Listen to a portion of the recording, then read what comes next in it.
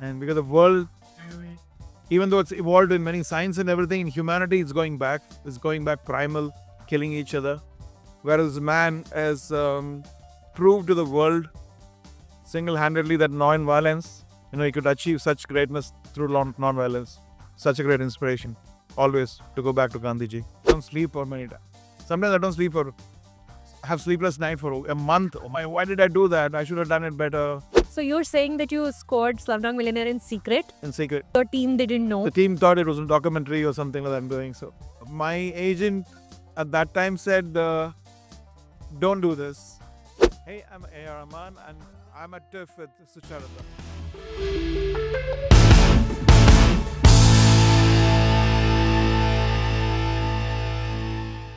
I'm catching Mr. A.R. Rahman right as he finishes the world premiere of Gandhi. Well, thank you so much for chatting with me. Oh, my pleasure. Tell me. Now, this was the first time you're seeing it on the big screen like that, right? Feelings, first thought, emotions, 2 episodes. First time I understood fully because I understood 70%. We had the subtitles now and so beautiful. All the dialogues and the gyan which it gives is fantastic. Every dialogue and such an inspiring story. Hansal Mehta just said in the Q&A that he's waiting for you to finish your side of the bargain now for the rest of the episode. How true is that? It's true. I've worked everything, but it's small bits incomplete. Once I go, I'll finish all the. So you are on episode 3. You've got episode. No. I'm on episode 5. Episode 5, 5 of 8. Then 5 of 8, and we don't know yet when it's gonna come out, etc. I have to finish this month. Okay. Definitely. So now, as I was watching, it became very apparent that you, like you said in the Q&A, so you brought strings in. There's a British influence that you've tried to bring in. So tell me about that, the confluence of the Indianness of the story itself, but also the British style of music that you brought into the score. Basically, I didn't want to do something like a Western composer would do. At the same time, I didn't want to miss out on the warmth and harmony of Western music. So I found a balance between Indian ragas and also African influence, using the kora, niyatiti, because he was in South Africa. Yeah. And even though it's Africa. So I took liberties of anything. So is there any musical influence that you have, if you want to say, in this thing? The instruments, actually. Some of the instruments I've used in Africa or even Indian stuff, tabla sitar as usual, Yeah. but not in the cliche way. And mainly the modes, the ragas. Yeah. Yeah. There was also a really interesting story that you mentioned, and I request you to repeat the story behind Slumdog Millionaire. When the film came to you, because that film also premiered at TIFF, where we are right now, tell us that story and why you almost didn't do Slumdog Millionaire. No, actually, what happened was my agent at that time said, don't do this because you might get fired. I said, okay, nobody will know that I get fired if I don't tell it out. So I scored the movie, and of course, Danny was amazing. But you have all this system around which confuses you. So I went ahead and did it, and then the result was great. Yeah. It is actually a leap of faith and courage. Sometimes people confuse you, but you have to think you have to do what is right. So you're saying that you scored Slumdog Millionaire in secret? In secret. Your team didn't know? The team thought it was a documentary or something like that I'm doing. So I wonder how you got away with that. But that film premiered at TIFF, and that changed. Yeah. That brought in a bigger international audience for you? Absolutely. And what are you expecting from the festival right now? I think it's something like in your life you get certain projects which are very blessed. The life of Gandhi, he's a blessed man. Yeah. For all of us, for the world, and to know his childhood and if that he also had a very normal childhood. All the kind of challenges we all have, and all the situations which destiny forced him to become the Mahatma. That is great. I think for everybody, failure is not the ultimate. It's just a stepping stone to success, as we all know. And it proves that even the Mahatma had to face it.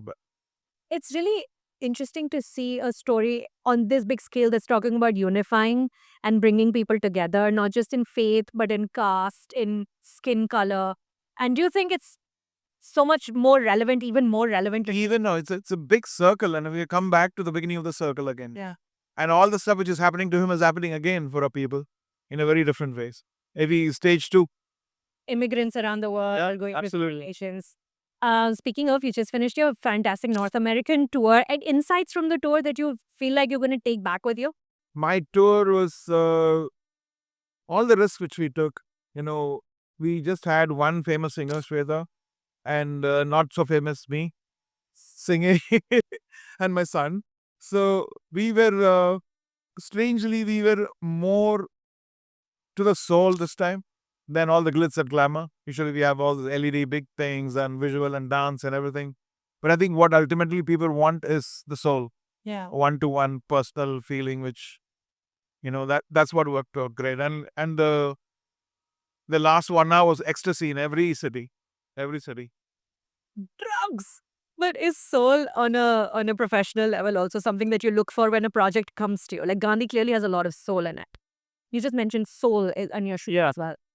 because it's such a historical figure, and his sensibilities or his aura is so intertwined with India, ragas, Raghavati Rai Rajam, and then so many bhajans, Vaishnava Janato. Um, I kind of selected certain ragas which would resonate with those kind of, the bhajans, and at the same time orchestrated with Western harmony. And in fact, like some of them are really jazzy, but the core melody is very Indian. What ragas are these, if you could tell us? Jaivanti and Pilu and stuff like that. Now, there's no songs, there's no lyrical stuff. At There, least there, two there. episodes. Aage Yeah, hai? yeah, yeah. Okay, aage hai. But how much time does it take for you to score? Like Hansal was saying that, oh, Rahman's making 4 movies for us in this one series. It is How, true. how long does it take for you to score this 1 hour long episode? Because there are many silent sequences which music is playing like is so exposed, and I didn't want to just do the run off mill. I didn't want to fill it up. I wanted this to be. I'm trying my best. I don't know if it's going to happen. I'm trying my best that it'll be a score which will be remembered forever. So the quality of it is probably 8 times more than what I would do anything else. Really? You're saying you work 8 times harder for this? Harder for this because it's exposed and it's 8 hours.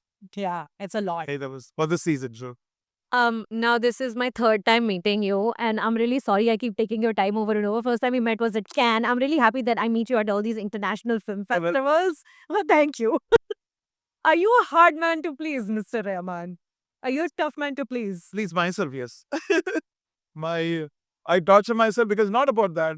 I mean, I'm not seeking validation now. My validation which I seek is within myself. Yeah. And if I do something under, I feel guilty. I don't sleep for many times. Sometimes I don't sleep for have sleepless night for a month. Oh my, why did I do that? I should have done it better. Even with the mixing or so I have trained a lot of people now so that even if I miss anything, they do, and then I do a last checkup, and then again go back again.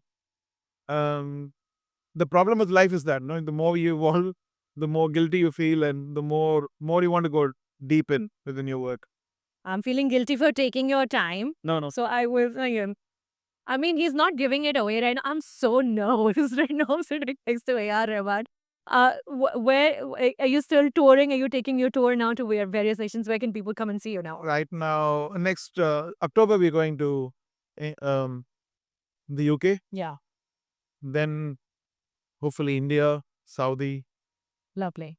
Thank you for talking to me. Thank you. And I'm sorry, but thank you. Yeah, I personally feel this series is like an ambassador to India, to the real core of the spirituality, um, of what India stands for culturally, and because the world, even though it's evolved in many science and everything, in humanity, it's going back. It's going back primal, killing each other. Whereas man has proved to the world single-handedly that non-violence, he could achieve such greatness through non-violence and get millions of people join him for that kind of thing. So, such a great inspiration, always to go back to Gandhiji. Goosebumps.